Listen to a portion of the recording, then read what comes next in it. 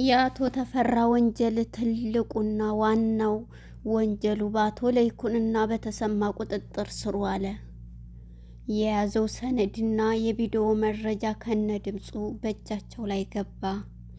ነገር ግን አቶ ተፈራ የሚሰራውና የሚያደርገው ከብዙ ግለሰቦችና ከብዙ በጣም ሀብታምና መንግስት ከተባለው አካል ላይ ስለሆነ ይህን ስራ ሲሰሩ ጥንቃቄ ያስፈልገናል ሲል አቶ ለይኩንም አቶ ሲምባም ተነጋገሩ። እኛ ሶስት አካል ነን፣ እነሱ ግን የሚኒንጀር ጄኔራል የብዙ የጦር አዛዦችም ሊኖሩት ይችላል። በዚህ የተነሳ ህይወታችንንም ልናጣ እንችላለን። መሞት እንኳን ያለብን እውነትን አሳውቀን ለነዚህ ለንጹሃን ዜጎች ኩላሊት እየወጣ ለሚገደሉትና ለሚሸጡት ለነሱ መድረስ አለብን። እነሱን ካወጣን በኋላ ብንሞትም ችግር የለውም ሲሉ አቶ ለይኩንና ተሰማ ተነጋገሩ። በዚህም የተነሳ ናሆም በንዴት ሁሌም ግንፍል የሚለው አንተም እንደዚህ እንደ ሽሮ ገንፈል ገንፈል የምትለውን ልታድብ ይገባል። አደብ ግዛ። መጀመሪያም ይህንን ነገር ማድረግ ያለብን በሂሳብና በስሌት ነው እንጂ በንዴት ወይም በስሜት አይደለም። ይሄ ነገር በጣም ትልቅ አደጋ አለው። እንደምናየው እንግዲህ የጭካኔው ጭካኔ ኩላሊት ሰው እየገደለ እየሸጠ ነው የሚገኘው።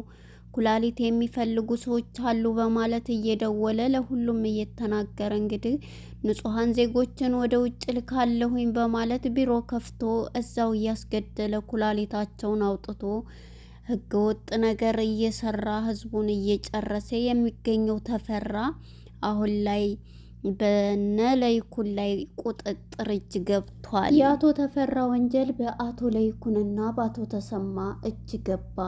የተደበቀውን ካሜራ ከኢንስፔክተር ዳዊት ላይ ተቀበሉት። በዛም ቢያዩ የሚያደርገው የመጥፎ ስራ ሰዎችን እየገደለ ኩላሊት የማውጣትና የመሸጥ ስራ ላይ የተቀመጠ ወንጀለኛ አቶ ተፈራ ነው። አቶ ተፈራ ድጋሜ በኢንስፔክተር ዳዊት ላይ ሰው ግደል በማለት አስገደለው።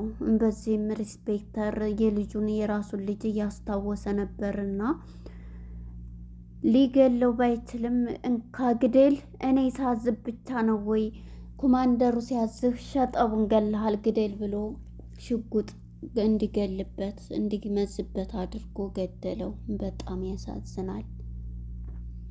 ደስ የሚለው ዜና ኑሐሚን ከናሆም አረገዘች። እርግዝናዋን ሲሰማ ናሆም የሚገባበት ቁጡ ጠፋው። በጣም ደስ አለው። ከ8 ወር በኋላ የልጅ አባት ልትሆን ነው ስትለው ይሄ በህልምሽ ነው እውነት አይደለም ኖሃ ቢላትም እውነት ነው ከወረቀቱን ስትለው ደስታውንም መቋቋም አቃተው። ሁሉንም ሚስጥር ካሜራውን ከፍተው ከቪዲዮውን በሚያዩ ጊዜ ኑሐሚን እንዳሰማ እያለ በሚል ጊዜ ናሆም ከድንገት ኑሐም መታ ከፊታቸው ገጭ አለች። ሰላም ጤና ይስጥልን ውድና የተከበራችሁ የቻናሌ ቤተሰቦች እንኳን ወደ ቻናል በሰላም መጣችሁ። ኑሐሚን የተሰኘው ተወዳጁና አስተማሪው ድራማ ኑሐሚን ክፍል 155 ተለቀቀ። ወደ ክፍል 154 ስንመለስ እንግዲህ የዶክተር ፋኑኤል እናት ከነ አምራን ላይ እየጨፈሩ ነበርና ከዶክተር ፋኑኤል ቤት ነበር የደረሰችባቸው። በዚህ ጊዜ ሁሉም ተፋጠው ዳትዬ አማችሽ እያለች ጩናም ሁሉም ተፋጠው ነበረ። እንግዲህ ምን ትላቸው ይሆን እያልን ነበር፣ ግን ደስ የሚል ጊዜ ነበር ማለት ነው። እንግዲህ የዶክተር ፋኒ እናት ማለት ነው እነሱ ሩጠው አምልጠው ወጥተዋል ማለት ነው። ነገር ግን አምራን በጭንቀት ውስጥ ትገኛለች። ደውላ እነሱን ስትጠይቅ በመጨረሻ ግን አምራን ከእሷ ጋር ሆኖ ምን ችግር አለው ታዲያ ብትጨፍሩስ ታዲያ ደስ እንኳን አለች። ጓደኞችሽ ናቸው ሚዜዎቼ ናቸው ስትል ታዲያ ምን ችግር አለው?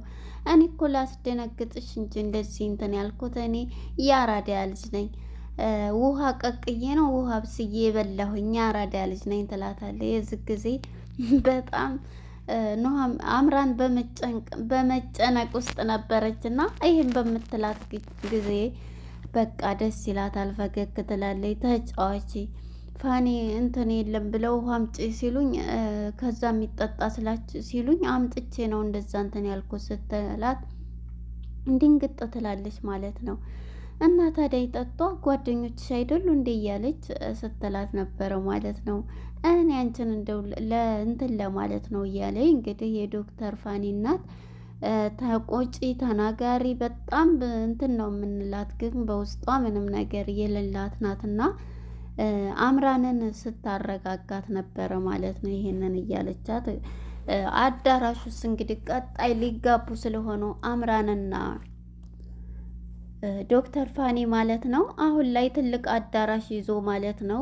ትልቅ አዳራሽ ነው። የሀገሩን ሰው ሁሉ ነው የሚመጣው። እኔ እንኳን አዳራሽ አልፈለኩም። ማን ነው አዳራሽ እንትን አላልኩም። እዚሁ ቤት ቢሆን ነበረ። በበነጋውስ ምንድን እንትን ሊበል ነው እንዴ? ድግስ ሆቴል እንዴት ነው እንትን የሚባለው? በበነጋውም እኮ ይኖራል ስትል እንዴ እንዴት ነው እያለቻት፣ እንዴ እና ታዲያ ልጄን እንዴት አድርጌ ነው እያለች እንግዲህ ዶክተር ፋኒ መጥቶ ይሄንኑ በሚላት ጊዜ ሁሉንም ነገር እንትን ስትል ነበር። እንዲህ ጨፋሪዎቿን ይዛ መታዝ ቤቱን የጭፈራ ቤት ስታደርገው ነበረ ስትል ነበር። እና በጣም ለምን አልነገርሽም? ይኸው ደብቀሃለኝ ትለዋለኝ ማለት ነው። እናም በመጨረሻ አይደለም እኮ ሌላ ወሬ ይዘን ነው ላወራው ነበረ ስትላት ትጮህባታለች ማለት ነው። እንዲህ እውነት ነው አምራን በሚላት ጊዜ አሁን ሪች መተው ነበርና በዛ እንትን ብላ ነው በሚል ጊዜ በመጨረሻ እንግዲህ ይሄንን በሚላቸው ጊዜ እንትን ብላለች ማለት ነው። አምራን በቃ አገኘሁሽ በማለት እንዲያውም ቡና ላፍላልሽ የተጠበሰ ቡና አስመስዬ ያለች እሷን ያራዳ ቀቅ የበላሁ ነኝ አለቻት ማለት ነው። እንግዲህ ወደ ሪስፔክተር ዳዊት ጋር ስንሄድ ሪስፔክተር ዳዊት ሁሉንም ካሜራ እንግዲህ የአቶ ተፈራን ድብቅ ሚስጥሮች የያዘውን ካሜራ አንጥቶ ልጅህንን በህይወት እንድትኖርና ይሄንን በፍጹም አላደርግም በሚል ጊዜ ልጅህን ካልፈለግ እሺ እዛው እንትን እንልልሃለን ሲል በፍጹም ልጄን እንዳትነኩ አላደርገውም።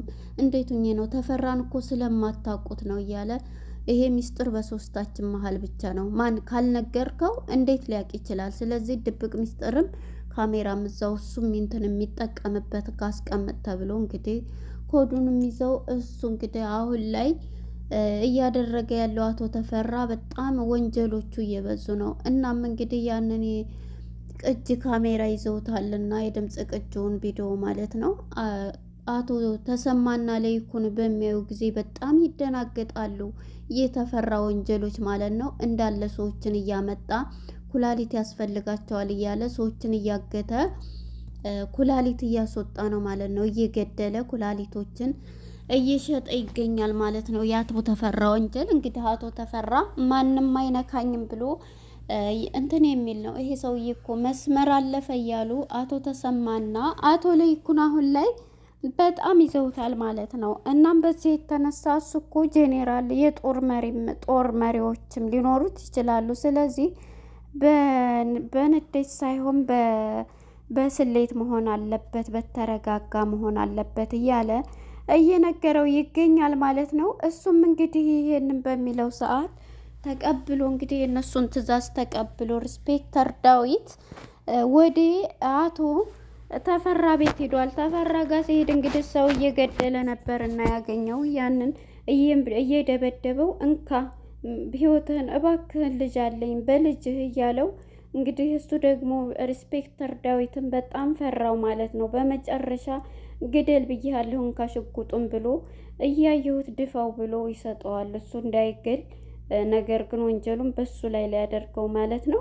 እንካ ግደል እያለ እኔ ስልህ ብቻ ነው በልጅህ ሲለው ናሆምና አቶ ተሰማ ማን ነው ሲምባ ማለት ነው ያሰቃዩት ልጁን ትዝ እያለው ነበርና በልጃቸው ሲል ነበር የለቀቁትና በዚህ የተነሳ ልጁን እያስታወሰ ነበር። በመጨረሻ እንግዲህ ግደል ብያለሁ እኔ ስልህ ብቻ ነው ሪስፔክተር ማን ነው ኮማንደሩ ሲልህ ግን ገለሃል ሲለው በመጨረሻ እንግዲህ ገሎታል ማለት ነው። ገሎ ጥሎታል። ተፈራ ወንጀሎች ማለት ነው። እንግዲህ አቶ ተሰማና አቶ ሲምባና ለይኩን ማለት ነው እያዩለት ነው ወንጀሉን ማለት ነው። እንግዲህ ይህንን እያደረገ ያለው ማለት ነው። እጁን አጣብቆ በማቃጠያ ሲያቃጥለው ነበር። እባክህን በሚለውም ሰዓት እንግዲህ ሪስፔክተር ዳዊትንም እያሰቃየው ይገኛል። ተፈራ በጣም ኃይለኛና ክፉ ሰውዬ ነው ማለት ነው። ቤቱንስ እንዴት ነው አትፈትሽም ወይ? ወረቀት እጽፍልሃለሁ ከተፈለገም ወረቀት አስጽፍልሃለሁ እያለ እንግዲህ ከመንግስት አካላቶች ጋር ነው እየሰራ ያለው። ያው ወንጀሉም ማለት ነው። ቤቱ እንዲፈተሽ ብለ ትገባለህ ከዛ እንትን ትላለህ እያለው እሺ እያለ እየፈራም ስለሆነ ምክንያቱም የእሱ ሚስጥር እዛ ይዘዋል ማለት ነው። እኔ እንዳውም አንድ የምፈልገው ኮማንደሩን ነው። እኔ ራሱ ኮማንደሩን እበቀለዋለሁ ብሎ ሪስፔክተር ዳዊት አሁን ላይ እየተጨነቀ ይገኛል ማለት ነው።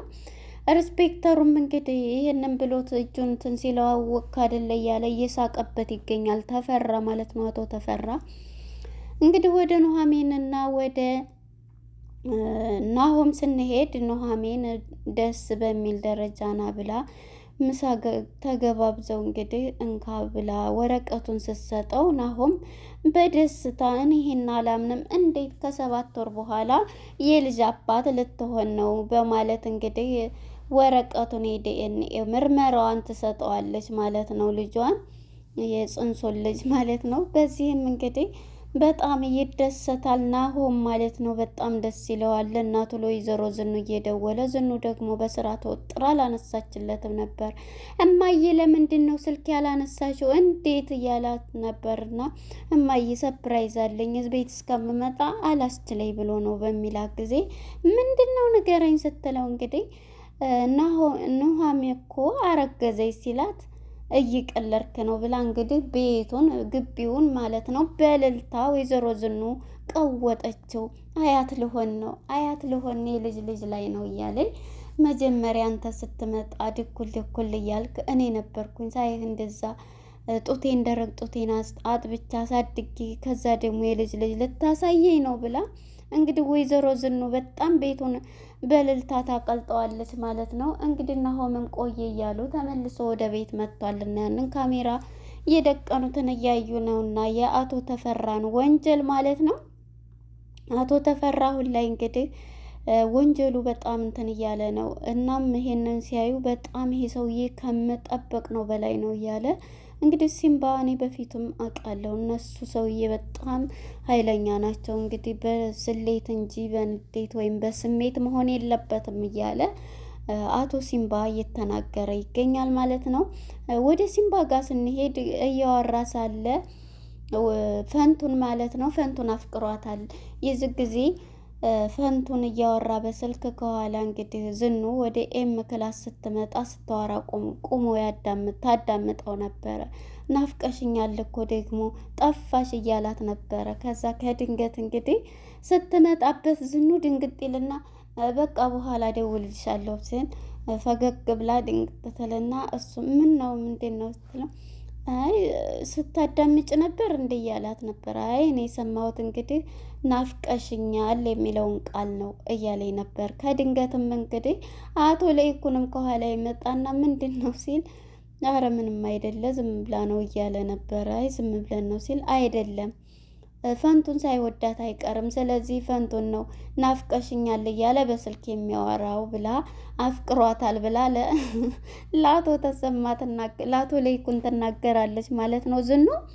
እሱም እንግዲህ እኮ ነው ታዲያ ቀጣይ ሰርግ እነሱ ነው ብሎ ተቀብሏል። እንግዲህ በመጨረሻ የእሱን የተፈራን ወንጀል እያዩ ነውና ሁላቸውም ተሰብስበው ሶስታቸውም እንግዲህ ኑሐሚን ይሄን ነገር ኑሐሚን ቁማ እያዳመጠች ነው። እሱ በጣም ብዙ የጦር ኃይሎችም ሊኖሩት ይችላሉ። ይህ ሰውዬ ቀላል ሰው አይደለም። እኛ 3 ነን፣ እሱ ደግሞ ከብዙ ህብረተሰብ ጋር ነው የሚሰራው። ስለዚህ እኛ ደግሞ መጠበቅ ራሳችንን አለብን።